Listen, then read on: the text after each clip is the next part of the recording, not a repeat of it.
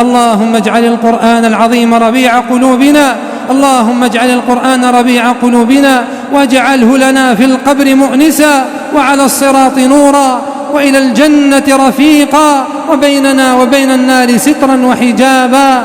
اللهم اجعله بيننا وبين النار سترا وحجابا. اللهم إنا نسألك رضاك والجنة، ونعوذ بك من سخطك والنار. اللهم إنا نسألك رضاك والجنة، ونعوذ بك من سخطك والنار، برحمتك يا أرحم الراحمين يا رب العالمين. اللهم ارزقنا رحمة القرآن وأدب القرآن وخلق القرآن.